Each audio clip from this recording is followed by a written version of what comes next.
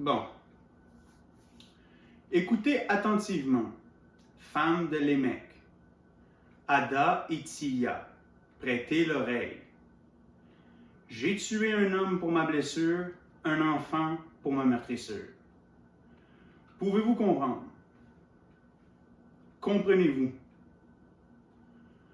Aujourd'hui, le langage de Christ, le langage de Dieu, le langage des anges, le langage des messagers, car le mot ange veut dire messager, le langage des messagers, le langage des prophètes, le langage de la Torah, le langage de la loi, ces langues qui sont comme de feu. Et si ces langues sont comme de feu, c'est qu'ils ont été un jugement pour certains et une bénédiction pour d'autres. Selon ce qui a été dit, notre cœur ne brûlait-il pas au-dedans de nous lorsqu'il nous racontait partout où cela parlait de Jésus dans les Écritures? C'est donc que ces langues ont été, pour ceux qui ont cru, une bénédiction.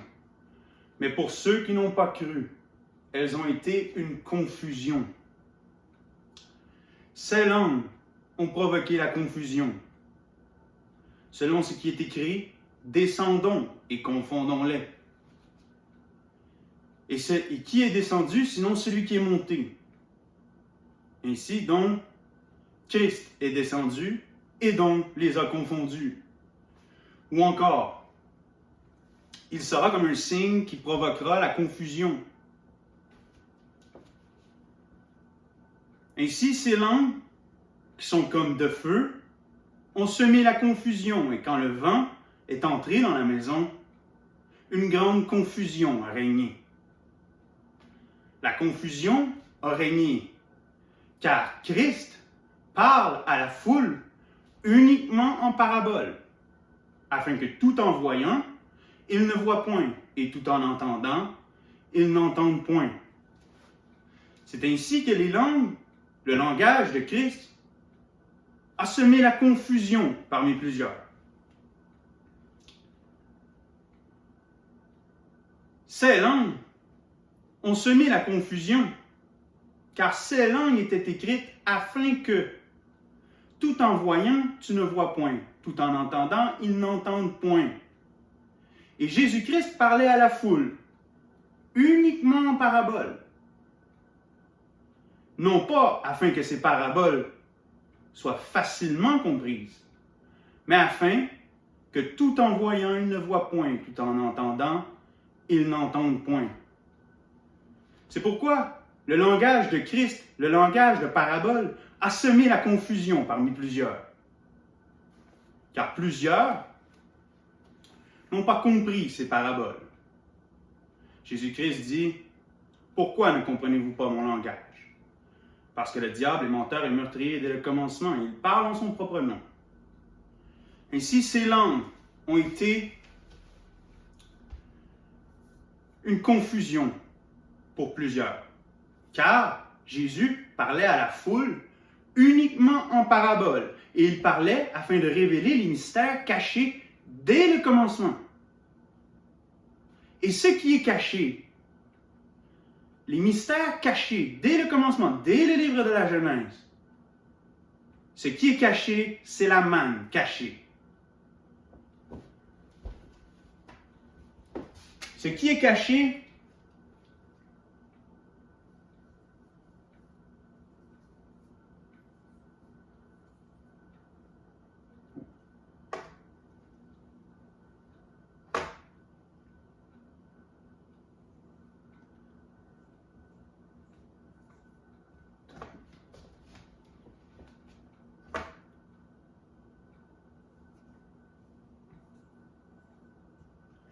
c'est la manne cachée. Au vainqueur, je donnerai de la manne cachée. Et la manne, c'est le pain de vie descendu du ciel. Et le pain de vie descendu du ciel, c'est Jésus-Christ.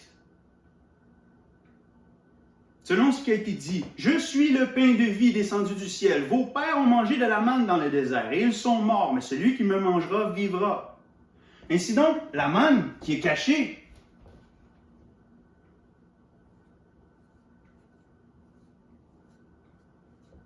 c'est Jésus. Et au vainqueur, je donnerai de la manne cachée. Ainsi donc, il parlait en parabole afin de révéler les mystères cachés dès le commencement. Et ce qui est caché dès le commencement, c'est Jésus. Dès le livre de la Genèse. Car voici ce que nous prêchons. C'est ce que l'œil n'a pas vu, ce que l'oreille n'a pas entendu, ce qui n'était pas monté au cœur de l'homme dans les générations qui nous ont précédés. C'est cette sagesse mystérieuse et cachée. Ce que l'œil n'a pas vu, ce que l'oreille n'a pas entendu, afin que s'accomplisse la parole du prophète Isaïe. Tout en voyant, ils n'ont pas vu, tout en entendant, ils n'ont pas entendu. C'est pourquoi nous, ce que nous prêchons, ce que nous annonçons, c'est ce que l'œil n'a pas vu, ce que l'oreille n'a pas entendu. Ce qui ne frappe pas les regards, c'est cette sagesse mystérieuse et cachée. Car ce qui est caché, c'est la sagesse.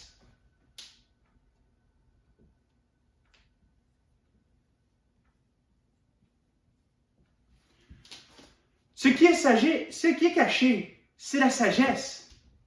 Et cette sagesse est un mystère.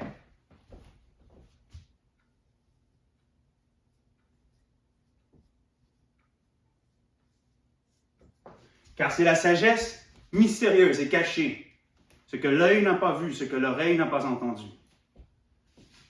C'est donc que le mystère, c'est cette sagesse qui est cachée. Et ce qui est caché, c'est la manne, et la manne, c'est le Christ. Ainsi donc, ce mystère, c'est le mystère de la foi. Selon ce qui a été dit, moi, Paul, voyez l'intelligence que j'ai du mystère de la foi.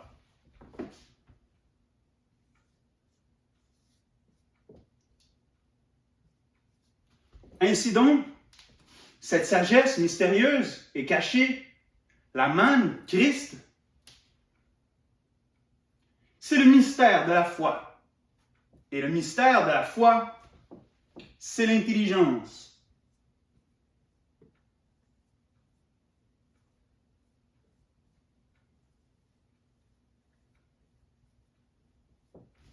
Voyez, moi, Paul, l'intelligence que j'ai du mystère de la foi. Donc, celui qui est intelligent connaît le mystère de la foi. Le mystère de la foi est une sagesse cachée. Et ce qui est caché, c'est le Christ. Ce que l'œil n'a pas vu, ce que l'oreille n'a pas entendu. L'intelligence, c'est de comprendre les Écritures. Selon ce qui a été dit, il leur ouvrit l'intelligence afin qu'ils comprennent les Écritures.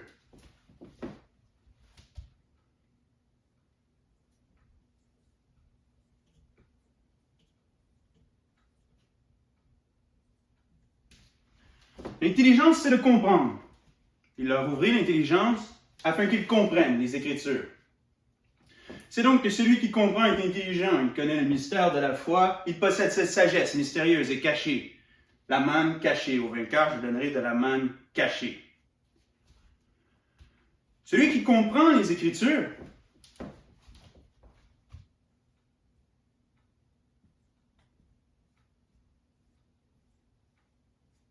et donc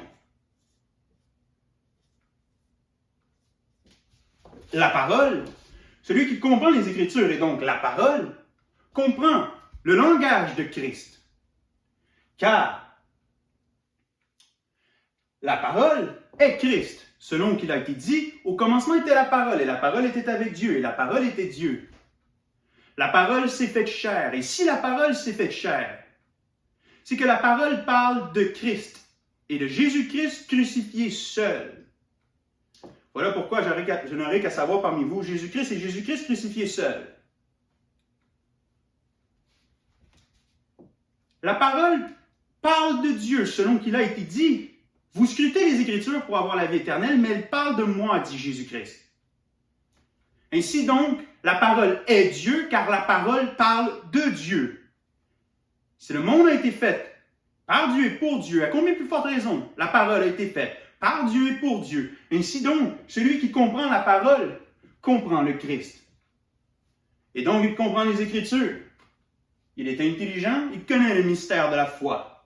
Cette sagesse mystérieuse et cachée, la connaissance de la manne cachée. Celui qui comprend la parole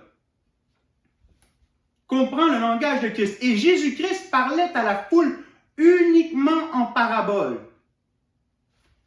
Jésus-Christ parlait à la foule uniquement en parabole.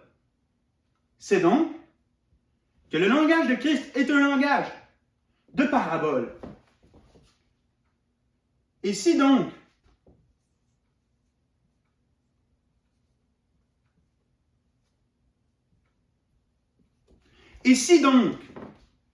le langage de Christ est un langage de parabole et que Christ est la parole, c'est donc que la parole parle en parabole et elle parle toujours en parabole et afin que tout en voyant tu ne vois point, tout en entendant tu n'entends point. Ainsi donc, ces paraboles sont venues à nous sous la forme d'énigmes.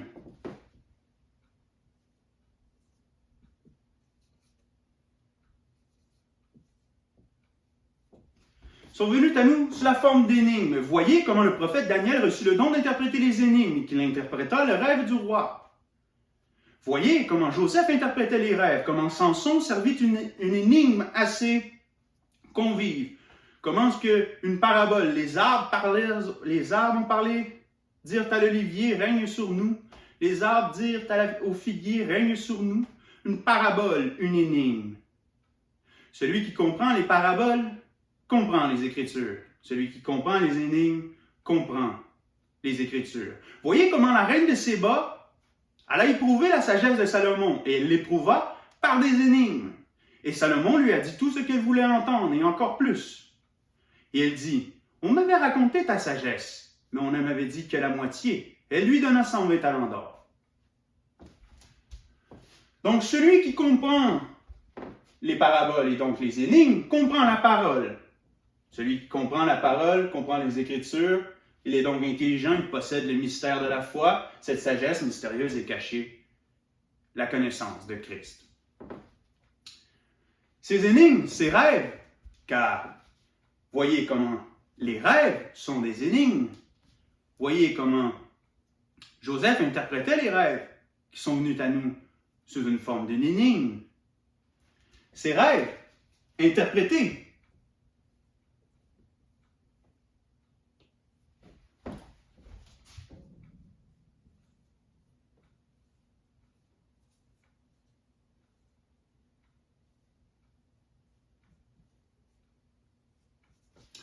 Ces rêves interprétés sont des annonces. Voyez comment Joseph dit, Pharaon, les deux rêves que tu as faits sont une seule et même chose. Et si tu as fait 2 fois le même rêve, c'est à cause que certainement Dieu accomplira ce qu'il a annoncé. Ainsi donc, ces rêves interprétés sont des prophéties, des annonces.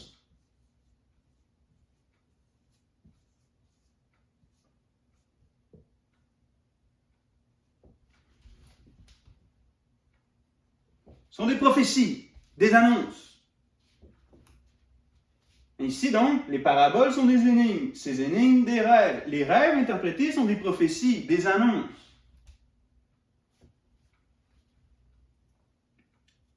C'est pourquoi celui qui interprète est autant que celui qui prophétise. Car il parle avec connaissance, révélation et enseignement. Il connaît Jésus. Il connaît la parole. Il connaît le mystère de la foi. Ainsi, celui qui interprète les paraboles, les énigmes, les rêves, et donc les prophéties, est autant que celui qui prophétise. Car il prophétise, il parle avec connaissance, révélation et enseignement. Or, la vie éternelle, c'est qu'il te connaisse, toi, le seul vrai Dieu, celui qui s'est envoyé, Jésus-Christ. Ainsi donc, celui qui comprend la parole, celui qui comprend les énigmes, interprète la parole, les rêves, les énigmes, les prophéties, et donc il parle avec connaissance. Il révèle le Christ dans les Écritures, qui ne peut être vu, car ce que nous annonçons, c'est que ce que l'œil n'a pas vu, ce que l'oreille n'a pas entendu, cette sagesse mystérieuse est cachée. Ainsi donc, il parle avec connaissance, il révèle le Christ, et il enseigne le mystère de la foi. Le mystère de la foi, c'est la connaissance de la prophétie. La foi, c'est l'assurance des choses qu'on espère et la démonstration de celles qu'on ne peut voir. La démonstration de Christ qui ne peut être vue au premier regard dans les Écritures.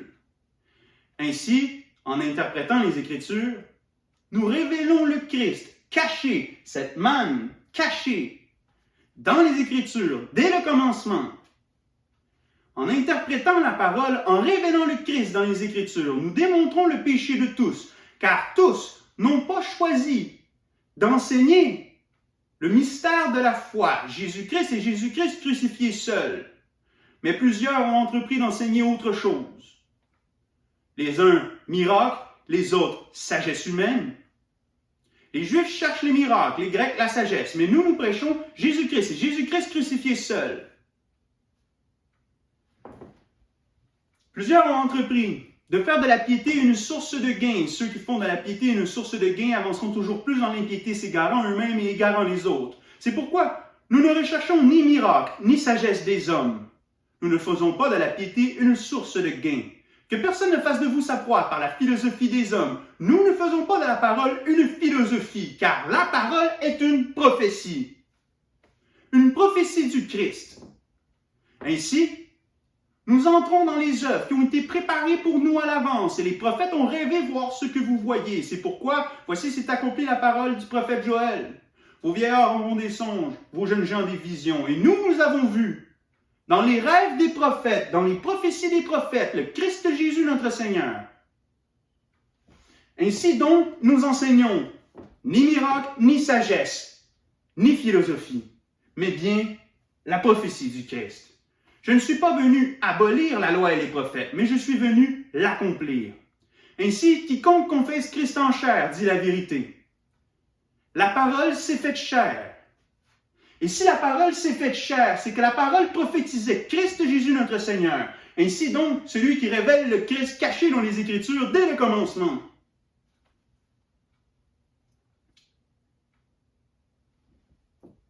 Confesse Christ en chair. Il confesse que la parole s'est incarnée. Que la parole parlait de Christ. Vous scrutez les Écritures pour avoir la vie éternelle, mais elle parle de moi. Ainsi, celui qui utilise la parole afin de dire que ceci, la parole, la loi, la Torah, ce que les prophètes ont annoncé, est accompli en Christ Jésus notre Seigneur, celui-là dit la vérité. Mais si un homme utilise la parole à d'autres fins, que ce soit pour enseigner miracle, sagesse, philosophie, conte de vieilles femmes, ce n'est pas en effet en suivant des fables habilement conçues que nous avons fait connaître la puissance de notre Seigneur Jésus-Christ, la puissance de son avènement. Sa puissance, son avènement. Sa divine puissance nous a donné tout ce qui contribue à la vie et à la piété en nous faisant connaître. Sa divine puissance, son avènement, le connaître.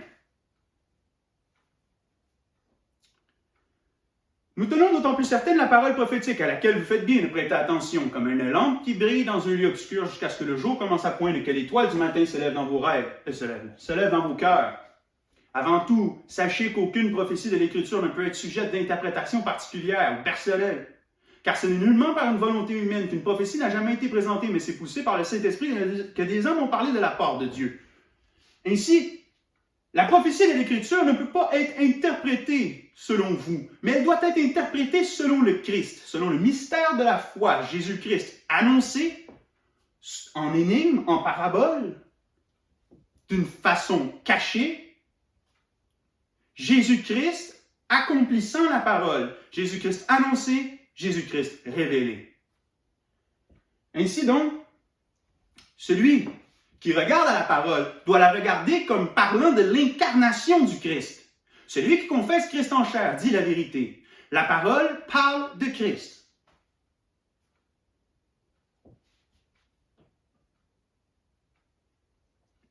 Voyez, éprouvez les esprits pour savoir s'ils sont de Dieu. Voyez comment l'apôtre Jean éprouve votre connaissance des Écritures en disant que celui qui a de la sagesse, quelle sagesse? La sagesse mystérieuse et cachée. Que celui qui a de la sagesse, que celui qui a de l'intelligence, quelle intelligence? L'intelligence de comprendre les Écritures, car il leur ouvrit l'intelligence afin qu'ils comprennent les Écritures. Ainsi donc, celui qui est intelligent, que celui qui est intelligent, que celui qui est sage, qu'il calcule le nombre de la bête et le chiffre de son nom. Une énigme, une parabole. L'apôtre Jean éprouve votre esprit pour savoir si vous comprenez les Écritures. Êtes-vous donc sage? Êtes-vous donc intelligent? Voyez comment la reine de Séba éprouva la sagesse de Salomon, et elle l'éprouva par des énigmes. Et Salomon lui a dit tout ce qu'elle voulait entendre et encore plus. Donc, êtes-vous sage? Comprenez-vous ces choses? Pouvez-vous comprendre? Que celui qui a de la sagesse, cette sagesse mystérieuse et cachée, qu'il vienne et qu'il interprète le rêve du roi. Faites venir vos magiciens. Faites venir vos prophètes et qu'on interprète le rêve du roi. Car les rêves doivent être interprétés. Ainsi donc, lequel d'entre vous comprend ces choses? Et si vous ne comprenez pas,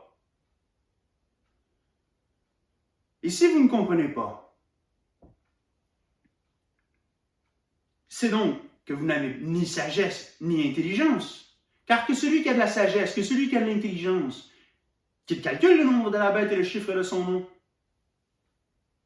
Et si vous avez donc ni sagesse ni intelligence, alors pourquoi enseignez-vous la parole si vous ne la comprenez pas? C'est pourquoi je vous ai dit, à fan de l'émec, à daïtia, tendez l'oreille, écoutez attentivement. J'ai tué un homme pour ma blessure, un enfant pour ma meurtrissure. Une énigme, une parabole, un rêve, une prophétie. Toutes ces choses sont des prophéties, et la prophétie est accomplie en Christ Jésus notre Seigneur. C'est donc au vainqueur, je donnerai de la manne cachée. Avant d'interpréter le 666, avant de calculer le nombre de la bête et le chiffre de son nom, je vais devoir vous enseigner les bases du langage de Christ, car voici les signes qui accompagneront ceux qui auront cru. Ils parleront de nouvelles langues, ils saisiront des serpents. Ils marcheront sur des scorpions, et s'ils boivent quelconque breuvage mortel, cela ne leur fera aucun mal. Je vais devoir vous enseigner les bases de comment l'Écriture est constituée, comment l'Écriture est faite, afin que vous puissiez comprendre les Écritures. Voyez comment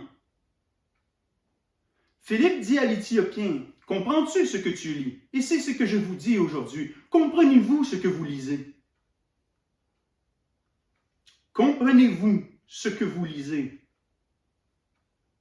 Et l'Éthiopien répond, « Comment je comprendrais si personne ne me l'explique? C'est pourquoi je vais vous l'expliquer pour que vous compreniez. » Jésus leur dit, en parlant de la parabole du semeur, si vous ne comprenez pas cette parabole, comment comprendrez-vous les autres? Mais moi je vous dis, l'inverse est aussi vrai. Si vous comprenez une seule de ces paraboles, vous avez le pouvoir de comprendre toutes les paraboles, toutes les énigmes, tous les rêves, toutes les prophéties. Si vous comprenez une de ces paraboles comme il faut, vous avez le pouvoir de tous les comprendre. Vous ne les comprendrez pas instantanément. Mais l'on m'a donné le langage du disciple afin de fortifier celui qui est faible. J'exerce mon oreille dès le matin. Vous aurez à exercer votre oreille. Car ces choses ne viennent pas au premier regard. Ce n'est pas en les voyant, ce n'est pas en écoutant que vous comprenez instantanément. Mais je vais vous donner le pouvoir de pouvoir les comprendre. Ainsi, nous allons commencer. Nous allons commencer avec Moïse. Vous voyez, Moïse a dit, demandez à Dieu, comment veux-tu être appelé? Dieu lui dit, je suis. Mais il lui dit, je veux être appelé pour les générations à venir, le Dieu d'Abraham, d'Isaac et de Jacob. C'est pourquoi nous allons commencer avec le Dieu d'Abraham, d'Isaac et de Jacob.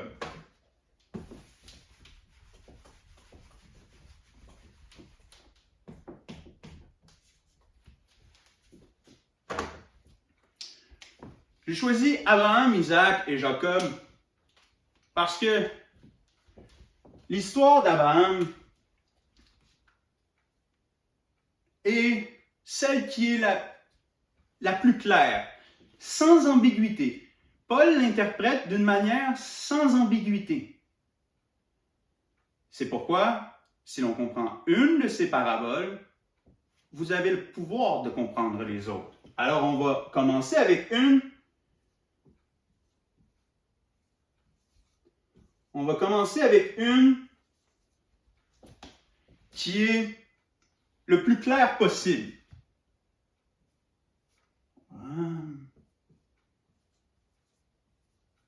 Isaac, Jacob. 3 animaux, coupés en 2 par le milieu.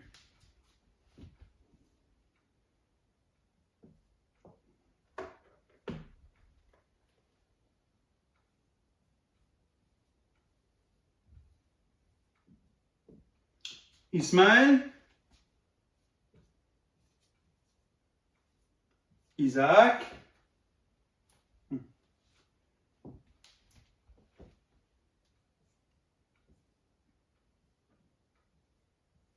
Isaü, Jacob, Léa, Rachel. Bon, je reviens 2 secondes, j'ai oublié de prendre la parole.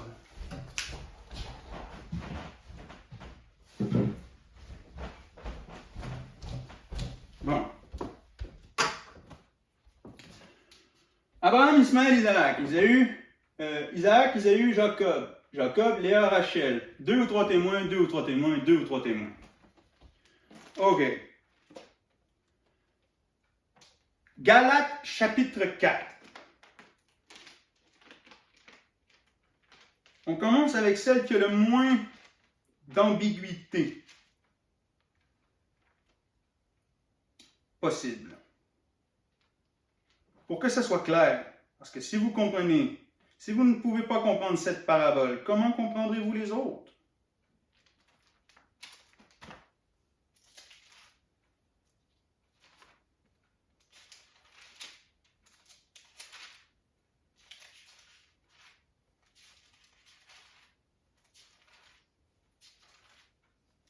Galates, chapitre 4.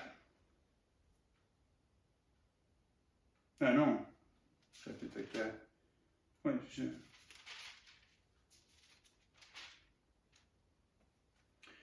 Verset 21. OK, Galates, chapitre 4, verset 21. Dites-moi, vous, qui voulez être sous la loi, n'écoutez-vous pas la loi? Car il est écrit qu'Abraham eut 2 fils, un de la femme esclave et un de la femme libre. Mais celui de l'esclave fut engendré selon la chair, et celui de la promesse, et celui de la femme libre en vertu de la promesse. Il y a là une allégorie, une parabole, une énigme, un rêve. Il y a là une allégorie, car ces femmes sont 2 alliances. OK, on va commencer. Abraham eut 2 fils, Ismaël et Isaac. L'un venant de l'esclave, je vais mettre sa mère ici, Agar, enfant de l'esclave, Sarah,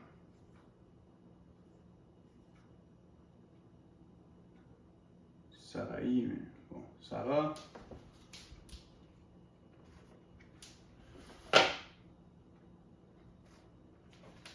Donc,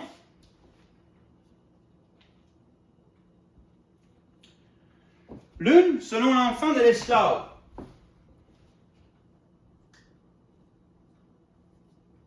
Esclave. L'une selon l'enfant de la femme libre. Ismaël esclave, Isaac libre. L'un selon la chair.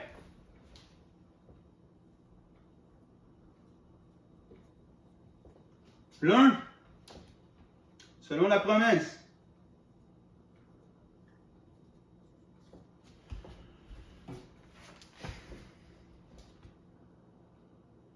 Il y a là une allégorie. Car ces femmes sont deux alliances. Deux alliances.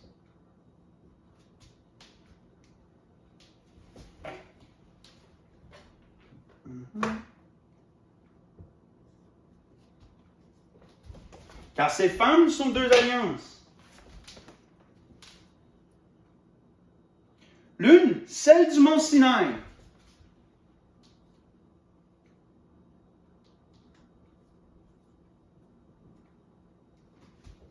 L'une du mont Sinaï en Arabie.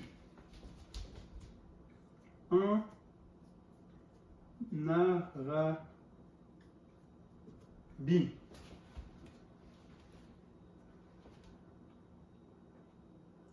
En Arabie. Et elle correspond à la Jérusalem actuelle.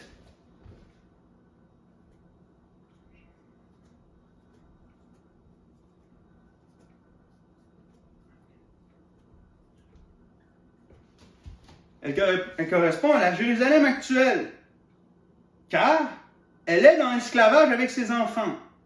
Mais la Jérusalem d'en haut est libre, c'est elle qui est notre mère.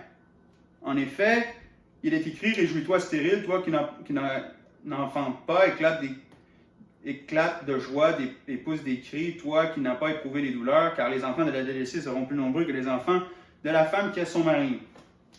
OK.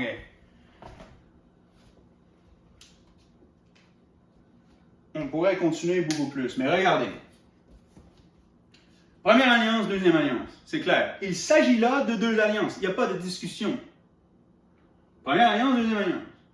La première alliance, Ismaël, selon l'enfant de l'esclave, car l'esclavage, c'est l'esclavage de la loi, selon ce que Paul a dit.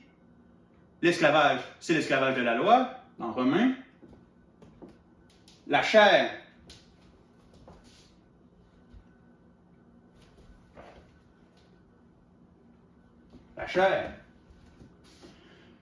La première alliance, c'est l'alliance de la chair. C'est le mont Sinaï en Arabie, car Ismaël, c'est le père des Arabes. Donc vous voyez, Paul fait un lien avec le mont Sinaï qui se trouve en Arabie, Ismaël, le père des Arabes, Agar l'Égyptienne, l'enfant de l'esclave, l'Égypte, le pays de l'esclavage. Tout ceci sont des associations qui permettent d'associer Ismaël à la première alliance. Paul fait des associations spirituelles. Il associe des symboles ensemble pour vous interpréter une énigme. Le mont Sinaï en Arabie. Le mont Sinaï, c'est la loi. La loi, Ismaël, le père des Arabes. La loi, l'esclavage. L'esclavage, Agar, égyptienne, le pays de l'esclavage. L'enfant de l'esclave, Agar, l'égyptienne. L'esclave. Donc, ceci, c'est la première alliance. C'est une énigme. Si vous regardez à l'histoire d'Ismaël et d'Isaac, vous ne pouvez pas voir que c'est deux alliances. Mais si vous regardez à la prophétie du Christ, vous pouvez voir que c'est deux alliances. L'homme de la chair ne peut comprendre, il en est même incapable. Car c'est en esprit que l'on en juge. Et l'esprit, c'est l'esprit de vérité, et la vérité, c'est le Christ. Vous devez juger la parole selon la prophétie du Christ. L'esprit de prophétie est le témoignage de Christ. C'est pourquoi, si vous avez l'esprit de prophétie, vous témoignez du Christ par les Écritures. C'est là deux alliances, deux témoignages de Christ. Première alliance, seconde alliance. Il est écrit, l'enfant de l'esclave n'héritera pas avec l'enfant de la femme libre. Maintenant, c'est clair, deux alliances. On pourrait aller beaucoup plus dans le détail, mais je vais revenir.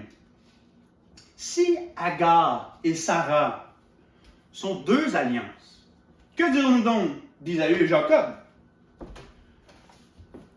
Prenez Romains, chapitre 9. Romains, chapitre 9. Romains, chapitre 9. Le contexte. Israël selon la chair, première alliance. Israël selon l'esprit. Dieu a-t-il rejeté son peuple? Certes non. Quelle utilité d'être juif? Romains chapitre 9, verset 6. Le contexte, c'est l'olivier sauvage, l'olivier domestique. Deux alliances. La Jérusalem de chair, la Jérusalem selon l'esprit. L'Israël d'en haut, l'Israël d'en bas. Ce n'est pas que la parole de Dieu soit devenue caduque, car ceux qui descendent d'Israël ne sont pas d'Israël, parce qu'ils sont de la descendance d'Abraham. Tous ne sont pas ses enfants, mais il est écrit, « En Isaac, tu auras une descendance appelée de ton nom. » C'est-à-dire, ce ne sont pas les enfants de la chair, première alliance, ce n'est pas les enfants de la chair qui sont enfants de Dieu, mais ce sont les enfants de la promesse. À cette époque, je viendrai et Sarah, en hébreu, et Sarah aura un fils, bien plus. OK. Donc, on voit les enfants de la chair, les enfants de la promesse. Première alliance, deuxième alliance. Première alliance, deuxième alliance, c'est clair. Là, on parle de Sarah. Alors, de qui on parle? D'Agar et de Sarah, d'Ismaël et d'Isaac. On parle de deux alliances. Et puis, maintenant, vu qu'il parle de deux alliances, il surenchérit. Et il dit, bien plus encore. On ne change pas de sujet. On est dans première alliance, deuxième alliance. On n'a pas changé de sujet. Bien plus encore, il en fut ainsi de Rebecca, qui conçut seulement d'Isaac notre père, car les enfants n'étaient pas encore nés, et il n'avait fait ni bien ni mal. Pourtant, afin que le dessein de Dieu demeure selon l'élection qui dépend non des œuvres, mais de celui qui appelle, il fut dit à Rebecca, l'aîné sera asservi au plus jeune. L'enfant de l'esclave. L'aîné sera asservi au plus jeune, selon qu'il est écrit, j'ai aimé Jacob et j'ai haï Isaü. Oui, on parle encore de deux alliances parce qu'on parle de Agar et Sarah. On sait déjà que c'est deux alliances, ça a été dit clairement. Donc, je vais vous mettre 1 et 2. On parle ici de deux alliances. On dit que l'aîné, le grand, sera asservi au petit. L'enfant de l'esclave, il sera asservi.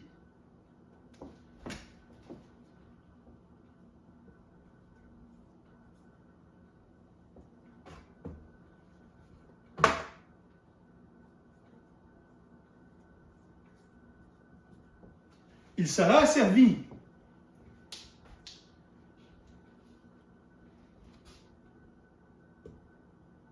J'ai haï Isaü, j'ai aimé Jacob. Voyez comment Isaü a vendu son droit d'aînesse.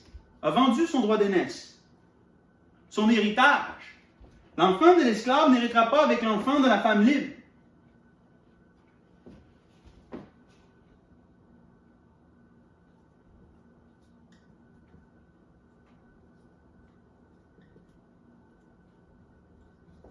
Son droit d'aînesse.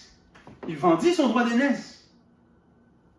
Il vendit son héritage. L'enfant de l'esclave a servi. Isaü a servi. N'héritera pas avec l'enfant de la famille. C'est la même histoire. Vous pensez que c'est deux histoires différentes. Vous regardez et vous dites Agar et Sarah, une histoire. Isaü et Jacob, une autre histoire. Léa et Rachel, une autre histoire. C'est toute la même chose.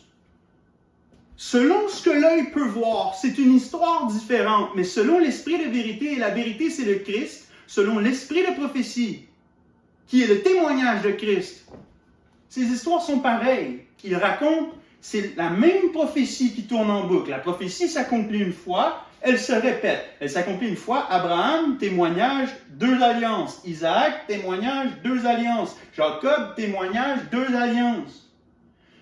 La prophétie ne fait que se répéter. Une fois qu'elle est accomplie, elle se répète. Accomplie, elle se répète.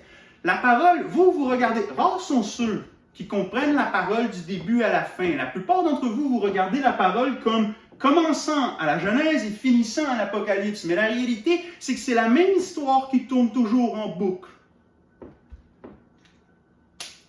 Il n'y a rien de nouveau sous le soleil. Ce qui a été, ce qui sera. Rien de nouveau sous le soleil. Ce qui a été, ce qui sera. À quoi comparais-je le royaume? Il est semblable à un homme qui, ayant trouvé un trésor, aussitôt il le recache. Ce qui est caché, la manne cachée.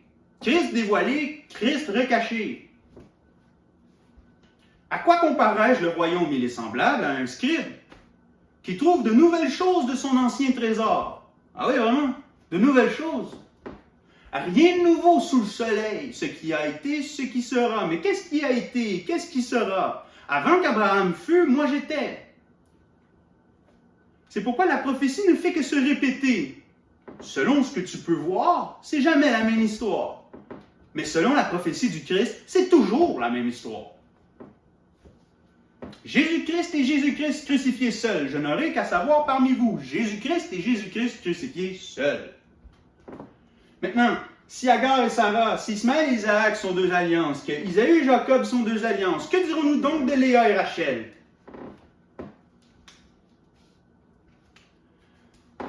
Rachel était la bien-aimée. Jacob aimait Rachel. Mais c'est Léa qui entra en premier dans le lit de Jacob. Elle était munie d'un voile, tout comme Moïse. Elle était munie d'un voile. Et elle entra premièrement. Ce n'était pas Rachel la bien-aimée. J'ai aimé Jacob et j'ai haï Isaü. Il aimait Rachel, il n'a pas aimé Léa. C'est la même histoire. Même histoire. Léa, la première, mais c'est Rachel qui enfanta Joseph, le préféré de son père. Nous avons entendu cette voix lorsque nous étions avec lui sur la Sainte Montagne. Celui-ci est mon fils bien-aimé, objet de mon affection. Le préféré de Jacob était Joseph. C'est Rachel qui enfanta Joseph, quoique Léa enfanta un plus grand nombre. Le grand sera servi au petit. Le grand sera servi au petit. On dit l'aîné et le cadet, mais c'est Gadol et Katan.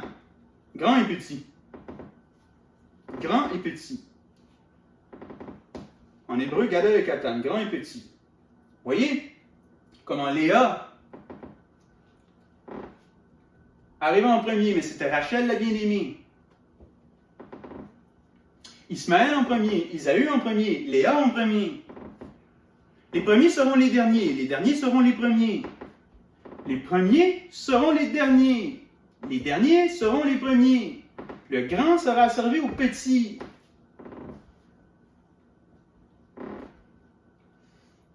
Maintenant, pour aller plus dans le détail, mais aujourd'hui, je veux utiliser toute la parole afin de vous convaincre en ce qui concerne le Christ. Je vais survoler la parole.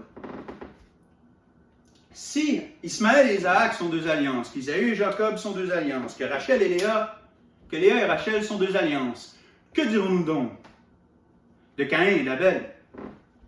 Voyez comment Caïn arriva en premier, mais que c'était Abel qui avait l'offrande qui était favorable. Que dirons-nous donc de Caïn et d'Abel? De Cam et ses deux frères, des deux filles de Lot, des deux femmes de Lémec. Écoutez, femmes de Lémec, Ada et Tia, il y avait deux femmes, Ada et Tia. J'ai tué un homme, Jésus-Christ, un enfant pour ma meurtrissure, Jésus-Christ. Ces paroles prévoyaient le Christ. C'est pourquoi je vous ai dit, comprenez-vous ces paroles? Ceci prévoyait l'incarnation du Christ. J'utilise la parole afin de confesser Christ en chair. Je dis la vérité. Que dirons-nous donc d'Éphraïm et de Manassé? Que dirons-nous donc de Pénina et d'Anne? Car le père de Samuel avait deux femmes, Pénina et Anne. C'est Pénina qui enfanta en premier, et Pénina faisait du trouble à Anne. Mais c'est Anne qui enfanta celui qui avait été consacré avant même sa naissance. Celui qui fut juge sur Israël toute sa vie, qui fut un grand prophète, le premier de sept frères. C'est Anne qui l'enfanta, elle l'enfanta en deuxième. Le père de Samuel avait deux femmes. Que dirons-nous donc de ces deux femmes? Que dirons-nous donc des deux femmes de Job? La première femme de Job lui dit « Maudit Dieu et meurt ». Elles poussèrent Christ à blasphémer. Elles poussèrent Job à blasphémer, tout comme la première alliance a poussé Christ à blasphémer à la croix. Mais que la deuxième femme de Job était plus belle que la première. Et ses filles les plus belles de toute la terre.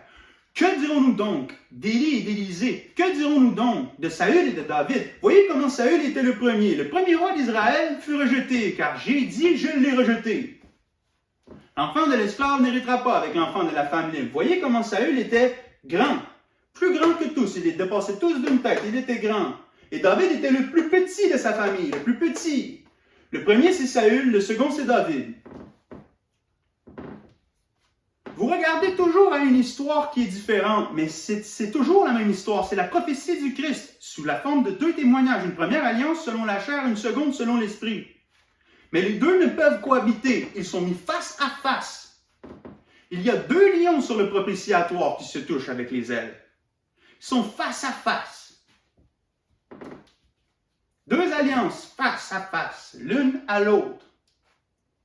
Que dirons-nous donc des deux rêves de Pharaon? Que dirons-nous donc de l'arbre du rêve du roi? L'arbre qui fut coupé, mais un deuxième arbre sortir du milieu de l'autre arbre. La souche fut laissée parmi la rosée des champs, parmi l'herbe et la rosée des champs. Mais un second arbre, plus beau, plus merveilleux, sortit. Le premier arbre ne donnait plus son fruit. Alors le roi ordonna que l'on coupe l'arbre. Jésus sortit de Jérusalem, il trouva le figuier, voulait manger du fruit. Il ne trouva pas le fruit car ce n'était pas la saison, alors il maudit le figuier. Le roi ordonna qu'on coupe l'arbre.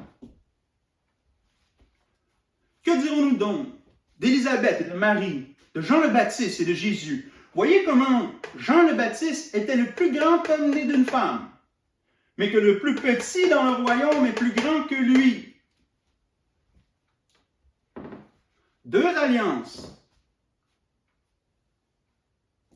Que dirons-nous donc des 5 vierges folles et des 5 vierges sages? Que dirons-nous donc de l'eau et du vin, du lait et du miel, des légumes et de la viande,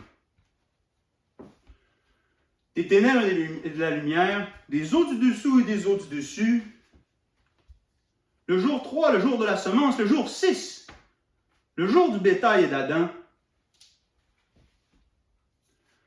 Il fit deux grands luminaires, le grand et le petit. Il fit les poissons et les oiseaux. Que dirons-nous donc, mes frères? Les deux filles de Lot.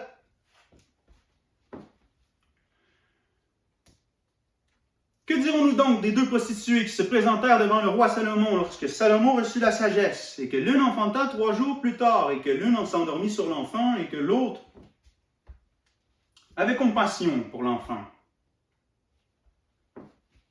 Je vous dis, mes frères, toutes ces choses ne sont qu'une seule et même chose. Jésus-Christ et Jésus-Christ crucifié seul. Je ne parlerai que de Jésus-Christ et Jésus-Christ crucifié seul. Que dirons-nous donc des deux disciples, des deux témoins dans l'Apocalypse? Deux bêtes. Que dirons-nous donc, mes frères? Toutes ces choses ne sont qu'une seule et même chose. Et j'en passe, et j'en passe. Car toute la parole est structurée ainsi. La parole dans son entièreté, si on la regarde selon la prophétie du Christ, Christ en chair, Christ crucifié, Christ selon l'Esprit, Christ demeure éternellement. Selon la promesse, car la promesse c'est l'annonce, la prophétie. La promesse c'est la prophétie est accomplie en Isaac. C'est en Isaac que tu seras béni. Jacob reçut la bénédiction.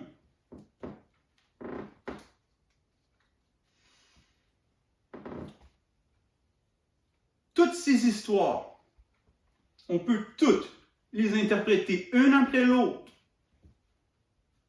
et trouver Jésus-Christ crucifié, Jésus-Christ ressuscité. Toutes ces choses sont des prophéties. C'est pourquoi si vous comprenez l'une seule de ces paraboles, concentrez-vous sur celle-ci. Elle est interprétée, elle est claire. Si vous comprenez une de ces paraboles, vous avez le pouvoir de toutes les comprendre.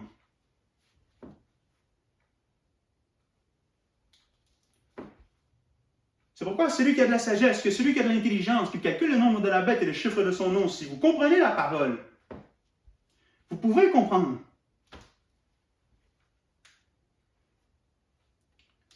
Mais la parole, vous voyez comment il y avait deux vauriens en Israël. Deux vauriens, deux fils d'Élie, qui prenaient la fourchette à 3 brins et la ramenaient la viande crue. C'est une abomination devant l'Éternel. Car il faut cuire la viande. Voici, vous mangerez la Pâque. Non pas à demi-cuit, non pas bouilli, mais vous mangerez la Pâque. Totalement cuit. Christ, notre Pâque, a été immolé. La parole, Christ, doit être cuite. Elle doit changer de forme. Elle doit passer de la viande crue à la viande cuite. C'est le feu de l'autel qui l'a fait changer. Voici, il n'y aura pas pierre sur pierre qui ne sera pas renversée. C'est pourquoi chaque texte de la parole doit être changé. Vous devez changer l'eau en vin. Car voici le commencement de tous les miracles. C'est que l'eau se changea en vin. Et le vin, c'est le sang, et le sang, c'est la vie, et la vie, c'est le Christ. Selon ce qui a été dit, il prit la coupe de vin. Il dit, ceci est mon sang, car je donne ma vie pour vous. Le vin, c'est le sang, c'est la vie, et la vie, c'est le Christ. Selon qu'il a été dit, je suis le chemin, la vérité et la vie. Ou encore, tu ne mangeras pas de chair avec son sang, car dans son sang, il y a la vie. Car dans le sang, il y a la vie. Le sang, la vie. Le vin, le sang, la vie, le Christ. Ainsi donc, l'eau de la purification des Juifs doit se changer en vin. L'eau de la purification des Juifs, l'eau du Nil, l'eau de l'Égypte, l'eau de l'esclavage de la loi, la Torah, les Écritures, doivent se changer en Christ crucifié, en la parole s'est faite chair. L'eau, la Torah, car l'eau qu'ils ont bu dans le désert, nous dit Paul, était Christ. Ainsi, l'eau se change en sang. L'eau de l'Égypte, le commencement du jugement de la première alliance, c'est que l'eau de l'esclavage de la loi, l'eau de l'Égypte, se transforme dans la vie de Christ. C'est pourquoi vous regardez à une image. Si vous regardez dans les Écritures et vous ne voyez pas le Christ, vous ne comprenez pas les Écritures. Si un homme est né de nouveau, il ne peut voir le royaume. L'homme de la chair ne peut comprendre, il en est même incapable. L'homme de la chair, l'homme de la première alliance, car si vous regardez à la loi, si vous n'apprenez pas ces langues nouvelles, langue de Dieu, langue de Christ, langue des prophètes, langue des anges, tous ces langages sont une seule et même chose. Ce sont les rêves des prophètes. Les prophètes ont rêvé voir ce que vous voyez, et nous avons vu dans ce que eux ils ont rêvé, le Christ Jésus. Vous devez apprendre ces nouvelles langues. Voici les signes qui accompagneront ceux qui auront cru. Ils parleront de nouvelles langues. Les langues comme de feu, ces langues qui sont comme de feu, ces langues comme de feu, sont un signe, non pour le croyant, mais pour le non-croyant. Un signe que vous n'avez pas cru, que la parole s'est faite chair. Un signe que vous ne comprenez pas le langage. Et donc, si vous ne comprenez pas le langage, vous ne comprenez pas les Écritures. Et vous ne comprenez pas que les Écritures parlent de Christ. Vous scrutez les Écritures pour avoir la vie éternelle, mais elles parlent de moi. Ainsi donc, les Écritures parlent de Christ et de Christ seul.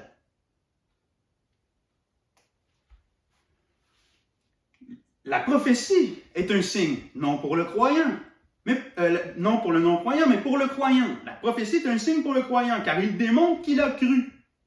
Ainsi, il parle avec connaissance, révélation et enseignement. Celui qui parle avec connaissance, révélation et enseignement, qui révèle le Christ dans les Écritures, démontre le péché de tous, car tous n'ont pas cherché Christ dans les Écritures, mais ils ont cherché toutes sortes d'autres choses, miracles, sagesse des hommes, philosophie, de faire de la piété un gain.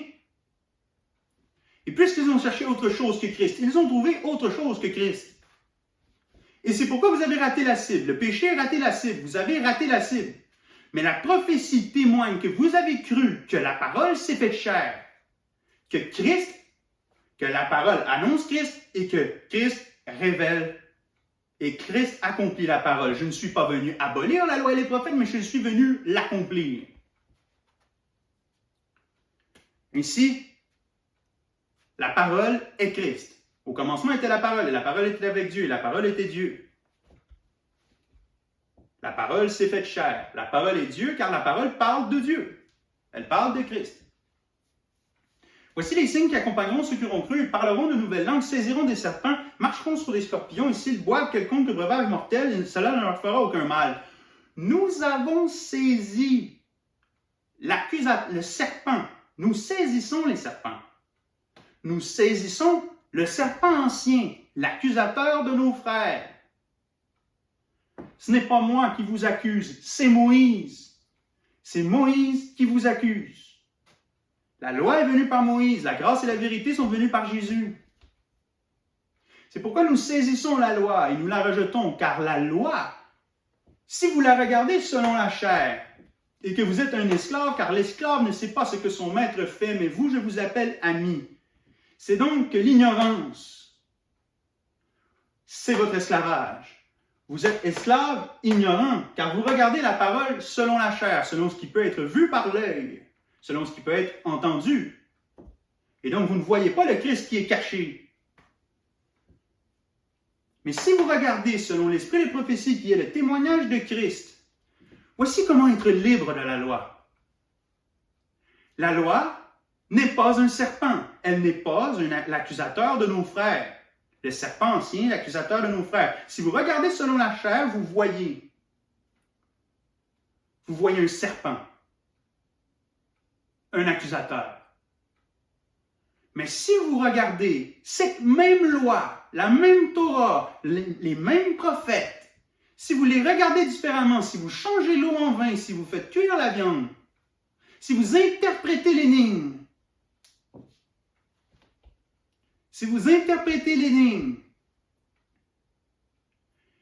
vous ne voyez plus un serpent, non plus un accusateur, mais une prophétie de Christ. Si donc la loi a été une prophétie, c'est donc que la loi n'est pas un accusateur et que le serpent, le diable, est menteur et meurtrier dès le commencement. Et si vous voyez l'accusation dans la parole, vous regardez un serpent, c'est un mensonge. La loi est une prophétie. Léa est entrée avec un voile dans le lit de Jacob, et Jacob ne se rendit pas compte. Et plusieurs d'entre vous, vous ne vous êtes pas rendu compte que la loi est venue premièrement comme un serpent. Mais ce que l'on recherche, c'est la colombe. Soyez rusés comme un serpent, prudents comme une colombe. C'est pourquoi, pour être libre de la loi, il faut croire que la loi est prophétie du Christ.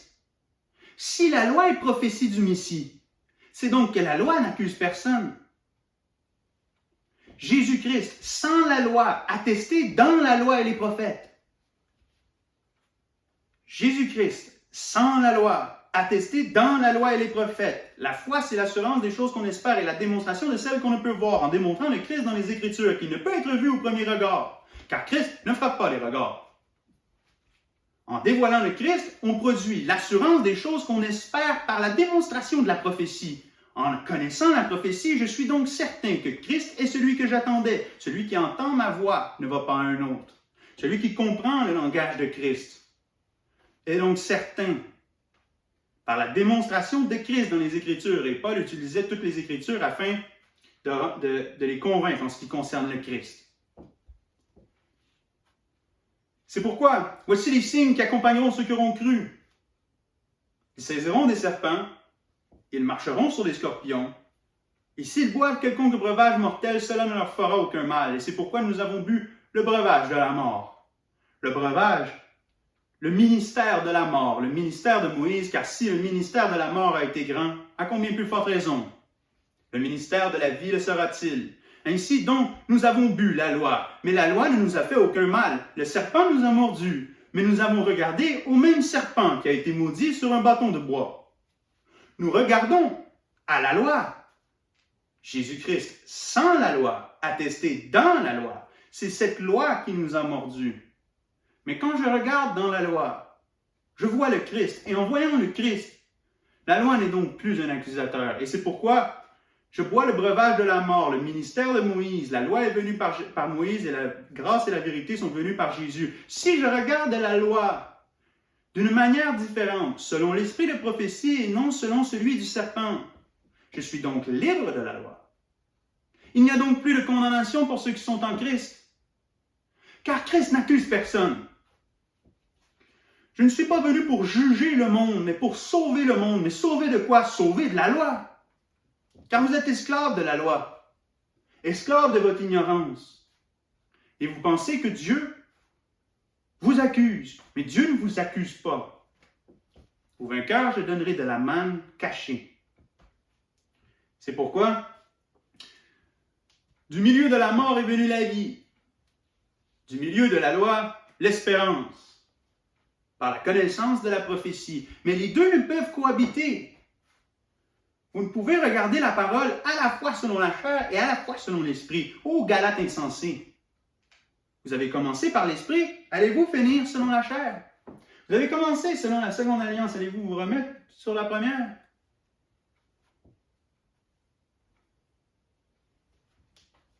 Toutes ces choses sont prophéties de Christ. Voyez comment Jésus est venu sur un âne sauvage. Il dit Jésus dit à ses disciples, allez là, il y a un âne sauvage que personne n'avait monté. Détachez-le, amenez-le-moi. Et si quelqu'un vous demande pourquoi vous le prenez, dites seulement que le maître en a besoin. C'était un ânon, le petit d'une ânesse. Quelqu'un connaît son nom? Quelqu'un connaît le nom de cet âne? C'était un âne sauvage que personne n'avait monté. Voici, il est écrit de lui dans le livre de la Torah, dans le livre de la Genèse. Il sera comme un âne sauvage, tous sera contre lui, et lui contre tous. Son nom, c'est Ismaël. Jésus-Christ vient porter à Jérusalem sur Ismaël. Si l'on vous demande pourquoi Dieu a suscité la première alliance, Ismaël, c'est à cause qu'il en avait besoin.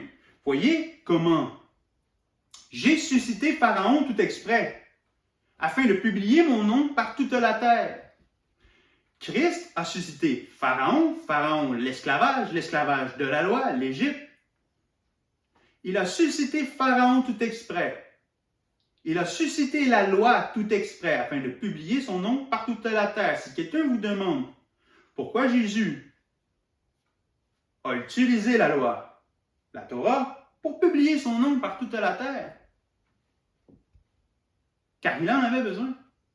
C'est pourquoi la première alliance porte en elle Jésus-Christ, mais d'une manière cachée.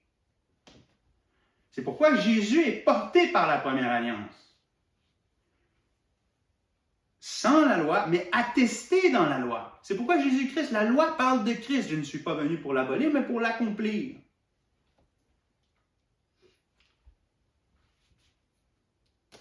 Donc, la loi est toujours première alliance, deuxième alliance, première alliance, deuxième alliance. C'est toujours une répétition de la même prophétie. Maintenant, je vous ai dit, j'allais interpréter, j'allais calculer le nombre de la bête, le chiffre de son nom.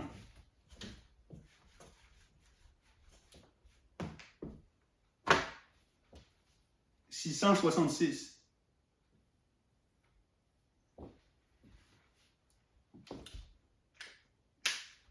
OK.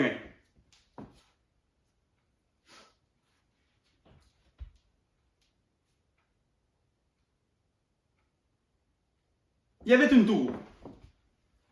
Une tour que l'on appelait la tour de Siloé. Siloé en français. La tour de Siloé s'effondra. La tour de l'envoyé s'effondra. Et Pilate a mélangé le sang de 18 Juifs au sacrifice de Pilate, au sacrifice des Romains. Était-il plus pécheur que les autres? Certes non, mais si vous ne vous repentez pas, vous périrez tous de même. Mais moi je vous dis, si ces 18 personnes ne seraient mortes et que leur sacrifice n'aurait été mélangé à celui de Pilate, comment la femme liée par Satan depuis 18 ans aurait-elle été libérée? Satan, l'accusateur de nos frères, le serpent ancien. Voyez, 18 personnes sont mortes. Une femme liée par Satan depuis 18 ans, libérée. L'un meurt, l'autre ressuscite. C'est pourquoi le figuier qui ne donnait pas son fruit, l'on dit, s'il ne donne pas de fruit, on va le couper. Ces choses parlent de deux alliances. C'est la libération d'Israël, mais pour que l'Israël soit libéré, il faut que l'un meure. Voyez comment Joseph interpréta le rêve du panetier et de l'échanson. Le panetier finit pendu au bois afin que les oiseaux du ciel mangent sa chair. Mais 3 jours plus tard, l'échanson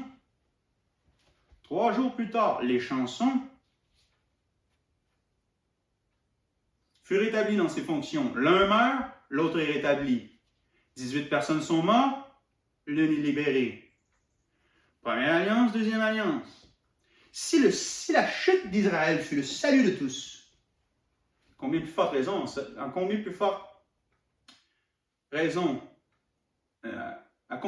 si la chute d'Israël a été le salut de tous, à combien plus forte raison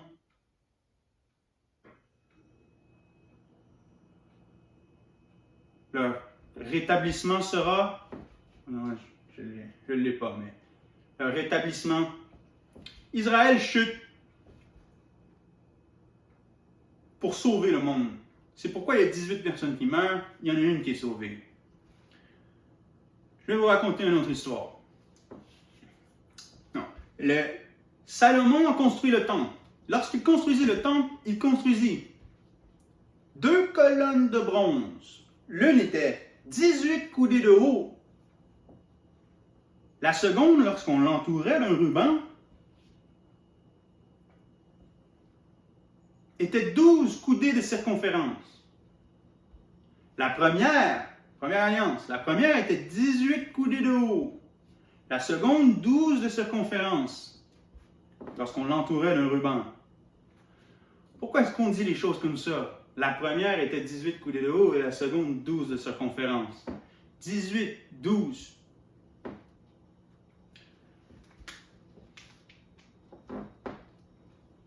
Le nombre de la bête est le chiffre de son nom. Le chiffre de son nom, c'est 6. Le jour 6, les chiffres, mes frères, les chiffres sont des symboles. Vous ne devez pas regarder les chiffres comme des choses lancées au hasard. Les chiffres sont des symboles qui s'attachent avec des symboles. Et puis vous pouvez lier un chiffre à plusieurs symboles.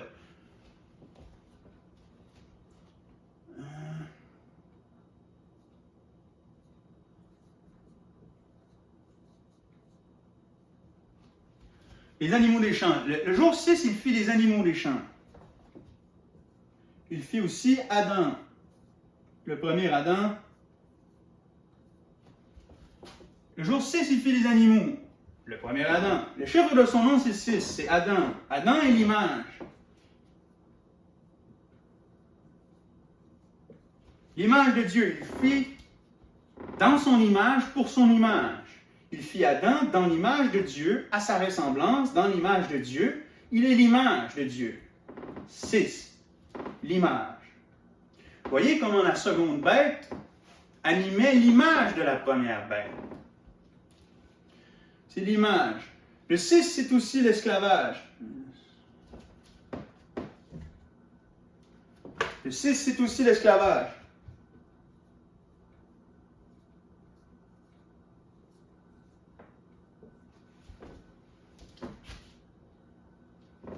Car pendant 6 ans, tu garderas ton esclave et la 7e année, tu le libéreras.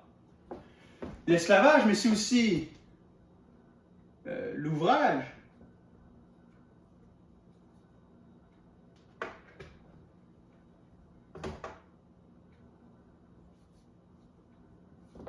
C'est aussi l'ouvrage, parce que pendant 6 jours, tu feras ton ouvrage. Cet ouvrage, c'est l'esclavage. Mais le 7e, tu feras Shabbat, cessation, tu cesseras. Le jour du repos, 7. Donc, c'est aussi l'ouvrage,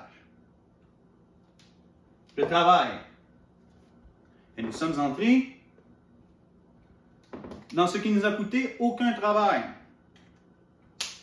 Nous sommes entrés dans les œuvres qui ont été préparées pour nous à l'avance. Et ce qui a été préparé pour nous à l'avance, c'est que nous croyions du cœur et que nous confessions de la bouche. Car l'œuvre de la foi, c'est de croire du cœur et de confesser de la bouche. C'est pourquoi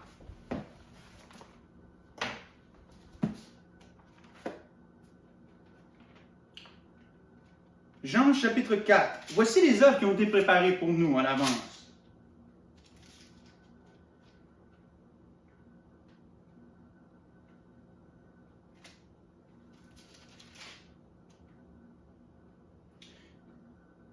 Ne dites-vous pas qu'il y a encore 4 mois avant la moisson? Eh bien, je vous le dis, levez les yeux et regardez les champs qui sont blancs pour la moisson. Déjà, le moissonneur reçoit un salaire et il amasse du fruit pour la vie éternelle, afin que le semeur et le moissonneur, la première alliance, la seconde, se réjouissent ensemble. Car en ceci, ce que l'on dit est vrai. L'un sème, l'autre moissonne. Je vous ai envoyé moissonner ce qui ne nous a coûté aucun travail. D'autres ont travaillé, et c'est dans leur travail que vous êtes entrés. C'est pourquoi nous sommes entrés dans le travail des prophètes. Et nous récoltons le fruit aux lèvres qui confesse son nom. C'est ce que nous récoltons. Car l'œuvre de la foi, c'est de croire du cœur et de confesser de la bouche. C'est en croyant du cœur et en confessant de la bouche. C'est pourquoi nous avons cru au témoignage du Père. Et nous confessons le Fils. Et le témoignage du Père, c'est la Torah et les prophètes. Et nous confessons le Fils. Et c'est donc l'ouvrage, c'est la loi, la Torah, les prophètes.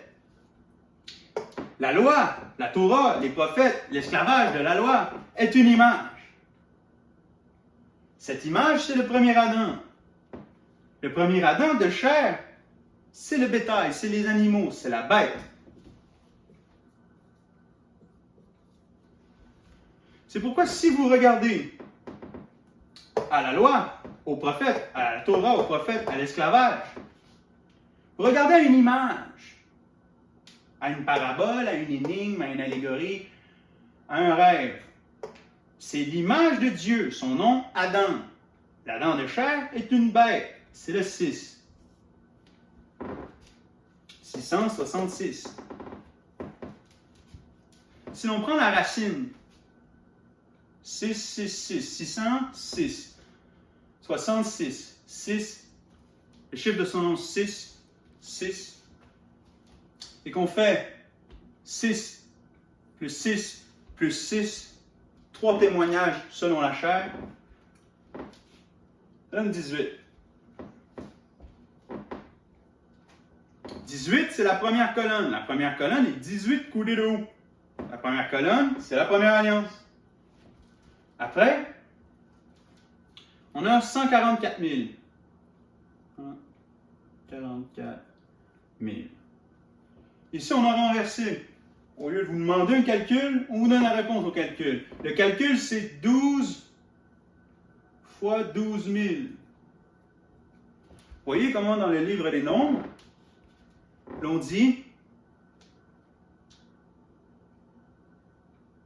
dans le livre des nombres, on donne un chiffre pour telle tribu, tant pour telle tribu, tant pour telle tribu. Après, on multiplie par tribu, qui donne un chiffre. C'est la même chose ici. C'est 12 000 par tribu, qui donne 144 000. Donc, 18, 12. Le 7. Le 7, c'est Shabbat.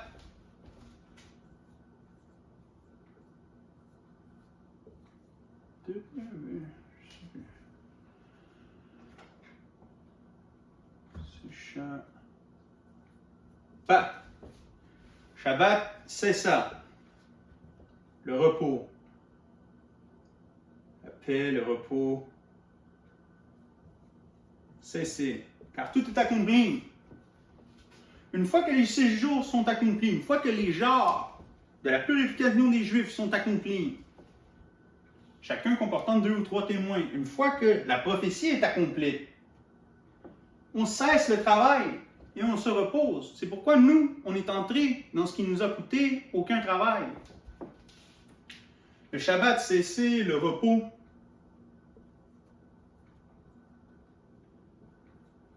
La paix. La liberté.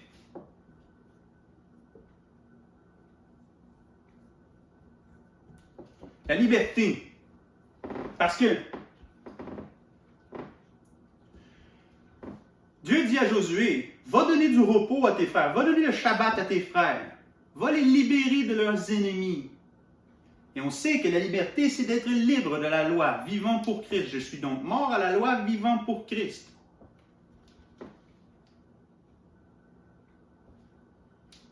Donc, 7, la liberté. Maintenant, vous vous dites, OK, 18, 12, possible, n'est-ce pas? OK. Je vais mettre le clou dans le cercueil. On va regarder ça là. Vous voyez comment la première bête avait des pattes d'ours. Et quel régnant? 42 mois. OK, première bête, pattes d'ours. Régnant, 42 mois. OK. Souvenez-vous de ça. Les pattes d'ours, elle régnant 42 mois. Je vais vous montrer comment les chiffres fonctionnent, comment les images fonctionnent. C'est par association spirituelle que l'on comprend. Pattes d'ours, régnant 42 mois. Il s'agit là d'une allégorie, d'une énigme. 18, 12. 18, 12, pattes d'ours, 42 mois, 18, 12. Tournez la page dans 2 Rois, chapitre 2. 2 Rois, chapitre 2.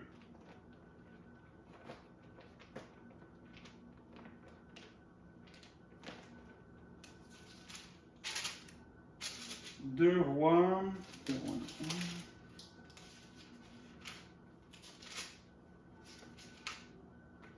Deux rois, chapitre 2, verset 23. Il monta de là à Béthel, et comme il montait par le chemin, des petits jeunes gens sortirent de la ville et se moquèrent de lui, et ils lui dirent, « Monte chauve, monte chauve. » Il se retourna pour les regarder, et il les maudit au nom de l'Éternel. Alors, on parle d'Élisée. Alors, deux ours. Alors, deux ours sortirent de la forêt et ils mirent en pièces 42 adolescents. Deux ours, 42. Je répète, il se retourna pour les regarder et il les maudit au nom de l'Éternel. Alors, deux ours sortirent de la forêt et ils mirent en pièces 42 de ces adolescents. De là, il se rendit au mont Carmel, d'où il retourna à Samarie. Le premier verset, chapitre 3. Joram, fils d'Akab, régna sur Israël à Samarie, la 18e année de Josaphat, roi de Juda, il régna 12 ans. La 18e année de Josaphat, il régna 12 ans.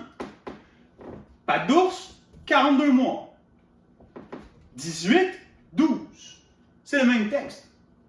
Vous lisez le texte et puis vous pensez que c'est deux textes différents. C'est le même texte.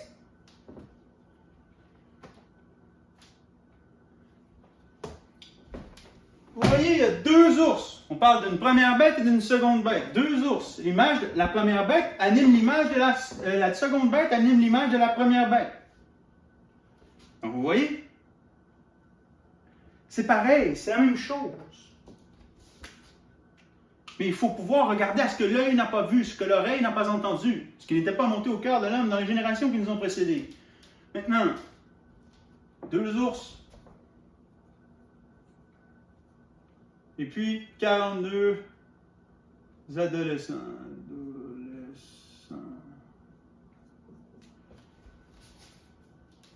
42, ours. 18, 12. C'est pourquoi j'ai le bon calcul. Oui, j'ai le bon calcul. Maintenant, qu'est-ce que 42 mois? Qu'est-ce que le règne de 42 mois? Qu'est-ce que les 42 enfants? Quand Moïse a donné l'héritage aux Lévites, Moïse a donné l'héritage aux Lévites. Mais les Lévites n'avaient pas de tribu. Alors Dieu dit à Moïse, tu vas leur donner un héritage. Tu vas leur donner 48 villes.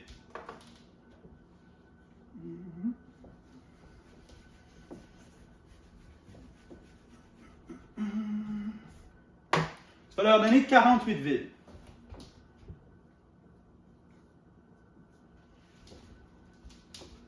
De ces 48 villes,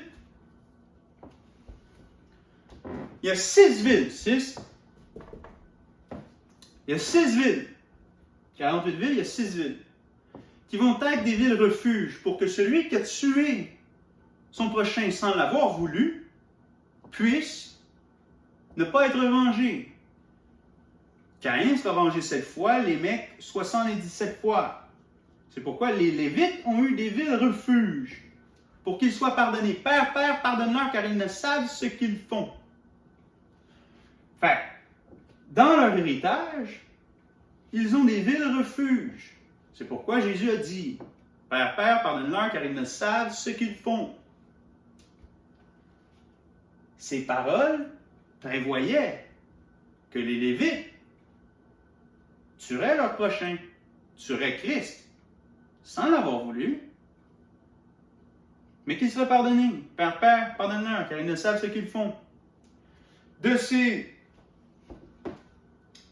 48 villes, il y en a 42 qui sont pour l'héritage. L'héritage.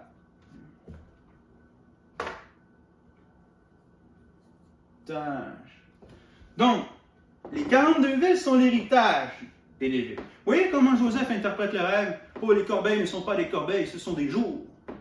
Oh, les sarments ne sont pas des sarments, ce sont des jours. Il faut toujours que vous voyez que une image mène dans une autre image qui mène dans une autre image. Regardez. La première bête, première alliance, la première bête, les Lévites. Voyez comment les Lévites, voyez comment notre maître n'était pas un Lévite, mais qu'il sortit du camp. Et je vous appelle à sortir du camp. Notre maître n'était pas un Lévite, mais avec le changement de loi, il y a un changement de sacerdoce. C'est pourquoi nous ne sommes plus selon la loi de la chair, mais la loi de l'esprit. Nous savons que la loi est bonne, car la loi est spirituelle.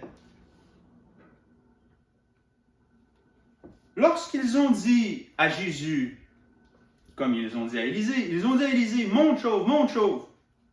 Élisée les a maudits. Parce que, faut savoir c'est quoi la chevelure. Vous voyez comment Samson avait 7 tresses sur sa tête. Samson avait 7 tresses sur sa tête. La chevelure de la femme, c'est son appartenance. C'est pourquoi, quand on dit qu'Élisée est chauve, on dit qu'Élisée n'appartient pas à Dieu et qu'Élisée n'a pas la force. C'est pourquoi, lorsqu'ils ont dit à Jésus, tu as un démon, Jésus a fait intervenir 2 ours. Voici leur est arrivé, voici s'est accompli la parole du prophète Isaïe. Il n'a pas éteint le lumignon qui fume, il n'a pas brisé le roseau froissé, il n'a pas lui-même tué Israël. Mais la première génération est morte dans le désert par manque de foi. C'est pourquoi leur manque de foi les a tués. Ils se sont eux-mêmes empalés sur leur propre épée pour se suicider. Voyez comment David n'a pas levé la main sur Saül. Voyez comment David n'a pas lui-même levé la main sur Uri. Jésus n'a pas lui-même levé la main sur eux.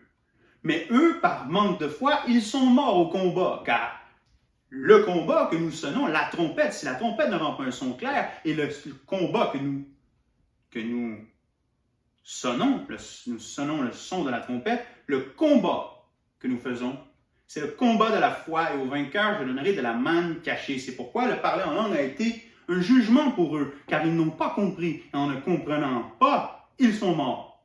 C'est pourquoi la bête s'est elle-même éliminée.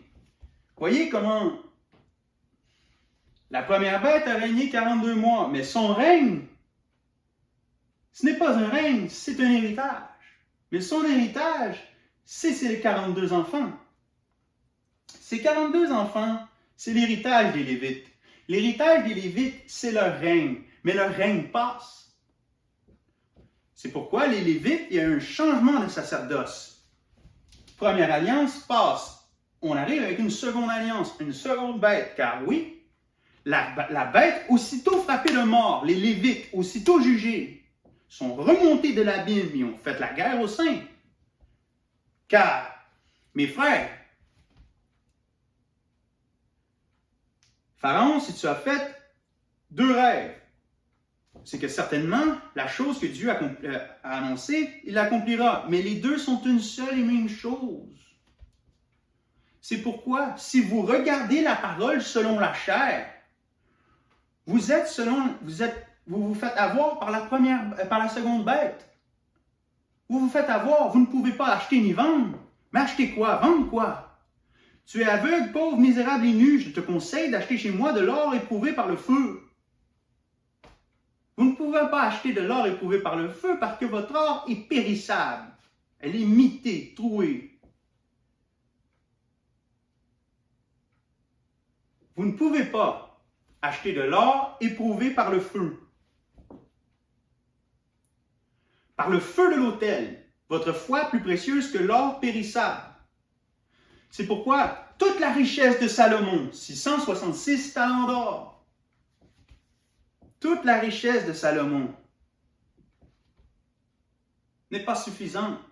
Car je vous dis, ils sont venus voir la sagesse de Salomon, mais voici, il y a ici plus que Salomon, car Salomon a annoncé le Christ. Il y a ici plus que Salomon. Il y a l'incarnation de ce que Salomon a annoncé. Donc, toute la richesse de la première alliance n'est pas suffisante. Vous devez mettre à mort. Ici, on met à mort un 6, un tiers, on arrive à 12. Si on met à mort un tiers, afin que le tiers en soit obscurci, il fit brûler le tiers des arbres, le tiers des poissons, le tiers du soleil fut obscurci. Si on brûle un tiers, on arrive à 12. Si on arrive à 12, on arrive au cantique nouveau de Moïse, que uniquement les élus peuvent apprendre. C'est pourquoi la première alliance doit passer. Christ doit être crucifié selon la chair, afin que Christ, selon l'Esprit, vive. Si vous croyez en Christ, vous apprenez le cantique nouveau de Moïse. C'est tout comme Moïse a mis le bâton dans l'eau et a rouvert la mer, et qu'il y avait une muraille à gauche et une muraille à droite. Moïse, ils ont traversé la mer à sec, ils ont chanté un cantique, et c'est pourquoi nous devons un cantique sur la terre promise, et nous devons apprendre un nouveau cantique, une nouvelle terre promise, une Jérusalem céleste et non une Jérusalem terrestre. Celui qui apprend le cantique nouveau de Moïse, une nouvelle Torah. Une Torah selon la prophétie du Christ et non une Torah selon la chair. Donc, si vous apprenez le cantique nouveau de Moïse, ces nouvelles langues, vous êtes donc libre de la loi, vivant pour Christ. L'un en donne 30, l'autre 60, l'autre 100, que je mange des légumes, que je mange de la viande, tout pour Christ. 30, troisième jour, les semences, les arbres. 6, le bétail, Adam. Mais ce qui compte, c'est le sang. Lorsque Abraham eut 100 ans, il enfanta Isaac. Le 100, c'est Isaac. Une autre année, Isaac récolta au centuple. Et une autre année, Isaac creusa 100 puits. Vous voyez comment les chiffres associent avec des images, des personnages, des concepts. Si vous associez les bonnes images, les bons symboles, vous pouvez comprendre les Écritures. Mais si vous n'associez pas les bons symboles, c'est pourquoi regardez pattes d'ours, 2 ours, 42 mois, 42 adolescents, 18, 12. Si vous associez les bonnes images, vous comprendrez. Ici, on parle de la première alliance. Mais la seconde, même chose. Les choses se répètent. Elles se répètent. Vous devez ne pas regarder la parole selon la chair, mais vous devez la regarder selon l'esprit. Vous êtes soumis aux mêmes tentations que la première alliance, c'est-à-dire de regarder selon ce que l'œil peut voir, selon ce que l'oreille peut entendre. Voyez comment, si un homme a 99 brebis et qu'il perd une brebis, ne laisserait-il pas les 99 autres pour aller chercher celle qui est perdue? À 99 ans, Abraham fut circoncis, ainsi que Ismaël. C'est pourquoi Ismaël, 99 ans. Ismaël avait 13 ans. Abraham, 99. Si la brebis perdue, c'est une prophétie de Christ. Ne laissera-t-il pas la première alliance, les 99 autres, pour aller avec celle qui est perdue, celle de la promesse, Isaac, 100? Il laisse Ismaël de côté et il va vers Isaac. Vous pensez que les évangiles sont écrits d'une manière claire, mais si vous ne comprenez pas l'Apocalypse, vous ne comprenez pas les évangiles. Si vous ne savez pas reconnaître la gauche de votre droite, comment comprendrez-vous lorsque Jésus dit « Si ta main droite est pour toi une occasion de chute, prends-la et jette-la loin de toi. Si ton œil droit est pour toi une occasion de chute, prends-la et jette-le loin de toi, car mieux vaut qu'un seul de tes membres périsse que tout ton corps tout entier. » Moi, je vous dis cette année-là, Caïphe prophétisa. Il dit, mieux vaut qu'un seul de tes membres, mieux vaut qu'un seul homme périsse que la nation tout entière. Mais si vous ne pouvez pas reconnaître la droite de votre gauche et Christ est assis à la droite du Père, c'est pourquoi malheur à celui pour qui il sera une occasion de chute. Christ est devenu une occasion de chute pour la première alliance, alors ils l'ont crucifié. Si quelqu'un te frappe sur la joue droite, tends-lui aussi l'autre. C'est pourquoi, lorsque Christ fut crucifié, la première alliance passa avec elle, parce que la première alliance, selon la chair, Christ crucifié, a emporté avec lui le tiers des anges. Toi qui disais, je serai élevé jusqu'au ciel. Non, je te dis, tu seras abaissé plus bas que la terre, car tes paroles venaient de la terre. Voici le signe que l'on attendait. Mais quel signe? Quel signe que l'on attend? Et Moïse demande à Dieu, comment est-ce qu'ils vont croire que je suis celui qu'on attend? Moïse, il dit à Moïse, mets ta main dans ton sein. Il mit sa main dans son sein. Alors Moïse sortit sa main et est devenue blanche comme la lèpre. La lèpre, c'est l'impureté. Celui qui est lépreux est impur. C'est pourquoi l'œuvre de Moïse, l'ouvrage des mains de Moïse est devenu impur. Et la loi est venue par Moïse et la grâce et la vérité sont venues par Jésus-Christ. Il leur est arrivé ce que dit l'Écriture. La lèpre de Naaman s'attacha au serviteur d'Élisée. Naaman, le deuxième de Damas, fut guéri. Et lui qui était lépreux fut guéri. Et lui et le serviteur d'Élisée, qui lui était saint, est devenu lépreux. Car il disait, est-ce le temps de prendre des oliviers, de prendre, la liste est longue. Il nomme une liste. Est-ce le temps? Non, ce n'est pas le temps. C'est pourquoi Jésus sortit de Jérusalem. Il vit un figuier. Ce n'était pas la saison. Alors il maudit le figuier. C'est Israël. Ce n'était pas le temps d'Israël. Puisque ce n'était pas le temps d'Israël, car c'était le temps des nations. Vu que c'était le temps des nations, Israël fut maudit. Leur chute, le salut du monde. C'était le signe que l'on attendait. Le bâton de Moïse fut lancé par terre. C'était le signe. La lèpre de Naaman s'est attachée au serviteur d'Élisée. Celle qui n'était pas un peuple, j'en ai fait un peuple. Celle qui n'était pas la bien-aimée, j'en ai fait la bien-aimée. Il y a un changement. Voyez comment Jacob, lorsqu'il bénit Ephraïm et Manassé, il mit sa main gauche à droite et sa main droite à gauche. Il y a un changement d'alliance. Dans ces jours-là, je ferai avec eux une alliance meilleure. Non pas comme celle que j'ai traitée avec leur père. non pas comme celles que j'ai traitées avec leur père. C'est pourquoi le signe que l'on attendait, c'est que Moïse a lancé a lancé son bâton par terre, le bâton qui faisait paître les brebis. Il a lancé son bâton par terre. Et il se changea dans un serpent. Vous voyez, le bâton de Moïse, la Torah, est devenu un serpent, l'accusateur de nos frères. Ce serpent, le plus rusé de tous les animaux des champs que l'Éternel Dieu avait créés, Moïse. Lorsque Christ est venu, Moïse s'est changé en serpent. La loi a révélé sa vraie nature. Dieu a mis à nu la loi afin qu'on soit revêtu de Christ. Toutes ces choses parlent d'une seule chose, Jésus-Christ et Jésus-Christ crucifié seul. Donc, ce que j'ai voulu faire aujourd'hui, c'était tout simplement de vous montrer beaucoup d'images, de vous montrer que tout ceci n'est qu'une seule histoire. La parole n'est qu'une seule chose. Jésus-Christ et Jésus-Christ crucifié seul, elle n'est qu'une prophétie qui se répète en boucle et en boucle.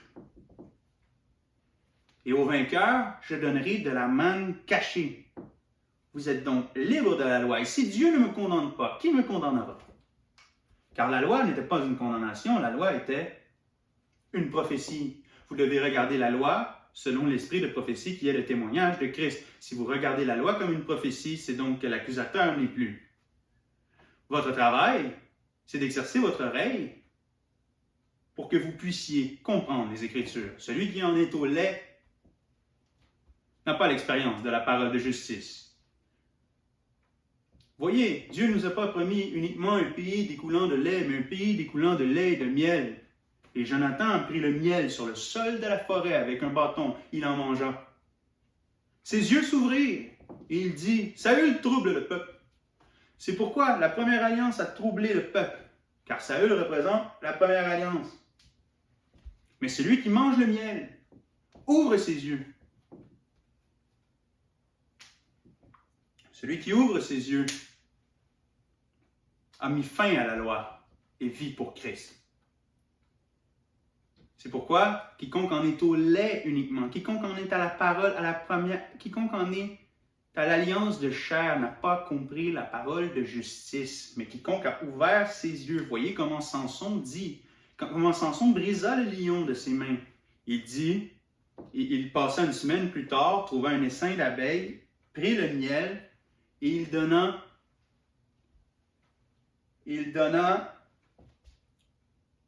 le miel, premièrement à son père, premièrement à sa mère, et il servit une énigme.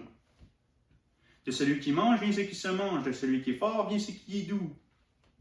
Quoi de plus fort que le lion, quoi de plus doux que le miel?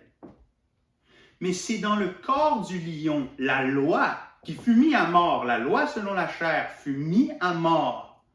Mais dans son cadavre, le cadavre de la loi, nous avons vu le Christ. Nous avons ouvert les yeux et c'est pourquoi nous trouvons le miel qui est doux. Venez à moi, car je suis doux et humble de cœur. C'est pourquoi dans le cadavre de la loi, nous avons trouvé l'espérance en Christ, la prophétie de Christ. Donc, voyez la parole comme une prophétie de Christ. J'ai été large dans le but que vous puissiez comprendre que toutes les Écritures parlent d'une seule chose, de la Genèse à l'Apocalypse. C'est une seule chose, une même répétition. C'est des grands cycles de prophétie avec des plus petits cycles de prophétie et à l'intérieur de la prophétie, une même prophétie qui est la même prophétie. Donc, j'espère avoir piqué votre curiosité sur un langage énigmatique, un langage de paraboles, d'énigmes, de prophéties. Je vous souhaite d'exercer votre oreille. Je vous souhaite de comprendre. Vous n'allez pas comprendre en une journée. Vous devez pratiquer, regarder, et puis vous devez toujours interpréter selon la prophétie du Christ. Je vous souhaite une bonne recherche. Que Dieu vous bénisse des bénédictions spirituelles, non selon la chair.